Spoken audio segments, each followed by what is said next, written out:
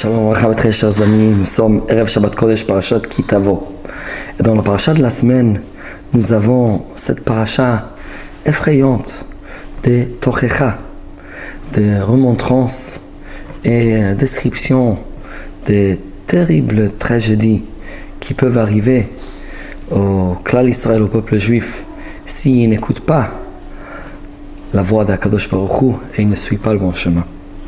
Et à la fin de cette Tochecha, il y a un pasuk qui dit: vous voulez savoir pourquoi, dans quelles conditions ces tragédies peuvent vous arriver?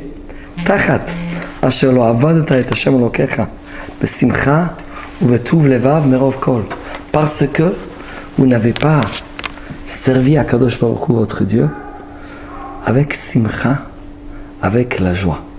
Et comme les Farshim disent, ça ne veut pas dire qu'on n'a pas fait la voix d'Hachem, on n'a pas écouté la voix d'Hachem, on n'a pas suivi la bonne voie. Mais on l'a fait, par contre, sans la simcha. On n'a pas fait ça avec la joie. Et c'est difficile à comprendre, parce que quelqu'un qui fait une mitzvah, et il n'est pas joyeux, il n'est pas content, peut-être aujourd'hui, il a une journée difficile, il n'est pas content aujourd'hui.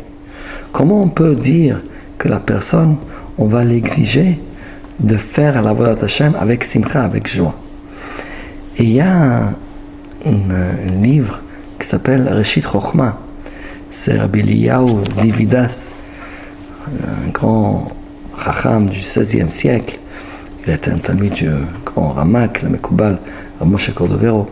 Lui, il écrit la chose suivante.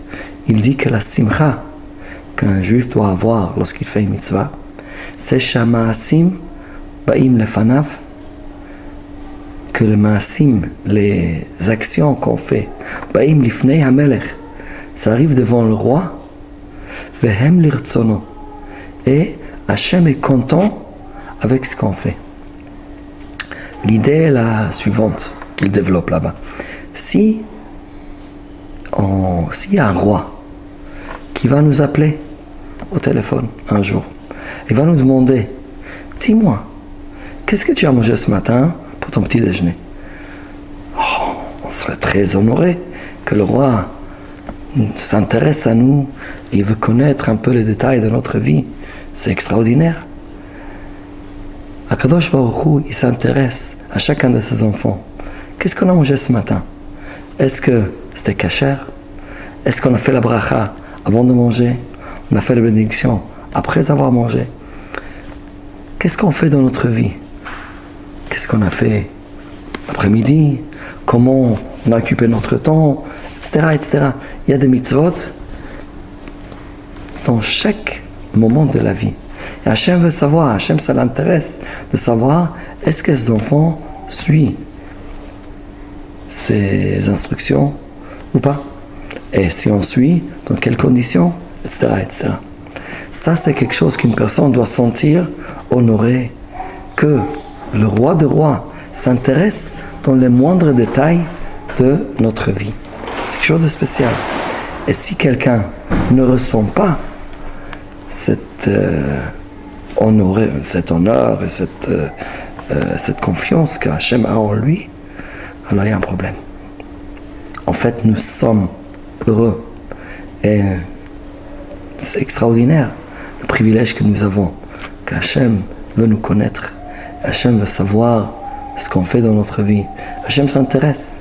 Il y a un ashkacha pratit, il y a une surveillance sur les moindres détails de chacun des enfants d'Hachem.